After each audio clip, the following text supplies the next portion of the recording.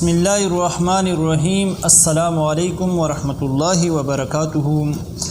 ناظرین گرامی قدر، آج میں اپنے ایک نئے نسخے کے ساتھ آپ کی خدمت میں حاضر ہوں۔ امید ہے اللہ کی ذات سے کہ آپ دوست خیریت سے ہوں گے۔ ناظرین گرامی قدر، آج کا ہماری ویڈیو کا عنوان ہے انسان یعنی پیشاب کی نالی میں، نفس کی نالی میں جو زخم ہو جاتا ہے، جس کی وجہ سے پیشاب میں بھی کبھی جلن ہوتی ہے، ایک نمبر دو، کبھی کبھار پیشاب میں پیپ بھی آنے لگتا ہے اور کبھی کبھار اسی کی وجہ سے خون بھی آتا ہے، اور یہ انتہائی خطرناک مرض ہے۔ مردوں کو اسی یعنی نفس کی نالی میں زخم ہونے کی وجہ سے اکثر اوقات کینسر کا مرض لگ جاتا ہے، اور اس کے نقصانات کیا ہیں؟ ایسے بندے کی مردانہ ٹائمنگ وہ بالکل کم رہتی ہے، اسی کے ساتھ ساتھ ایسے مردوں کو اولاد کی بھی یعنی اولاد کے جو جراثیم ہیں وہ جل جاتے ہیں، اولاد ہونے کے چانس بہت کم ہوتے ہیں، اور اسی کے ساتھ ساتھ ایسے مریض جو ہے وہ مردانہ طاقت کی کمزوری، مردانہ کمزوری کے بھی شکار ہو جاتے ہیں، اور ہر وقت یہ ایک تکلیف میں مبتلا رہتے ہیں۔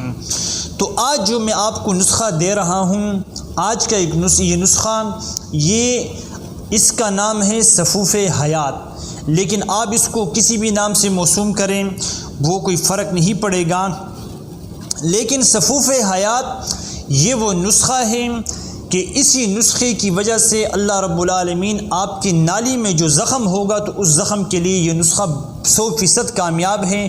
اس وقت بھی یہ نسخہ میرے پاس تیار پڑا ہوا ہے، اور تقریباً اکثر مریضوں کو میں اس وقت یہ نسخہ استعمال کراتا ہوں جن کو یہ مسئلہ ہوتا ہے۔ تو آپ نے کرنا کیا ہے؟ نسخہ بالکل آسان ہے۔ آملہ لینا ہے، جس کا تیل بھی ملتا ہے آملے کا روغن، وہی آملہ آپ نے لینا ہے، خشک آملہ، بیج سمیت آپ نے لینا ہے 100 گرام۔ آپ نے لینی ہے ہلدی 100 گرام، اور آپ نے لینی ہے چینی، میٹھی چینی جو ہم چائے میں استعمال کرتے ہیں 100 گرام۔ تینوں چیزیں آپ نے برابر وزن میں لینی ہیں۔ آملہ خشک 100 گرام، ہلدی 100 گرام، چینی جو ہم چائے میں یوز کرتے ہیں گھر میں، یہ آپ نے 100 گرام لینی ہے۔ تینوں چیزیں لے کر کے آپ نے باریک پاؤڈر کرنی ہے۔ یاد رہیں کہ ہلدی آپ نے ثابت لے کر کے اس کو خود پیسنا ہے۔ یہ دوا آپ نے محفوظ کرنی ہے اپنے پاس، تقریباً چائے کا آدھا چمچ، آپ اس کی مقدار بڑھا بھی سکتے ہیں اگر آپ کو تکلیف زیادہ ہے۔ تو آپ نے کیا کرنا ہے؟ چائے کا آدھا چمچ صبح، دوپہر، شام، 2 ٹائم، اگر 3 ٹائم لے تو بہتر ہے، نہیں تو صبح شام آپ لیں۔ کوشش کریں کہ اس دوا کو خالی پیٹ استعمال کریں، اگر کھانے کے بعد بھی استعمال کریں گے تب بھی یہ دوا انشاءاللہ اپنا اثر دکھائے گا۔ آپ نے کوشش کرنی ہے کچی لسی یعنی 1 گلاس دودھ ہو، اس میں 2 گلاس پانی ملائے، اس کو ٹھنڈا کر کے آپ نے اس کے ساتھ اس دوا کو استعمال کرنا ہے۔ اگر جیب آپ کی اجازت نہیں دیتی ہے غربت کی وجہ سے تو آپ اس کو پانی کے ساتھ بھی استعمال کر سکتے ہیں۔ اس کے ساتھ پرہیز کیا کرنی ہے؟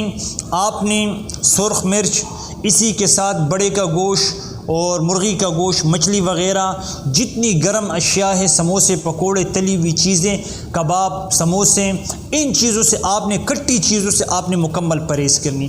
ایک بات یاد رہیں، اکثر ایسے مریضوں کو دیکھا گیا کہ وہ دہی کا استعمال کرتے ہیں، لیکن اس مرض میں دہی انتہائی نقصان دہ ہے۔ آپ نے دہی نہیں پینا ہے، دہی نہیں کھانا ہے، آپ نے دودھ کا استعمال کرنا ہے، مکھن کا استعمال کرنا ہے، ملائی کا استعمال کرنا ہے، دیسی گھی کا استعمال کرنا ہے۔ اس کے علاوہ آپ کو جو لسی کا استعمال بھی، کھٹی لسی کا استعمال بھی آپ نے نہیں کرنا ہے۔ انشاءاللہ آپ اس دوا کو بنائیں، استعمال کریں۔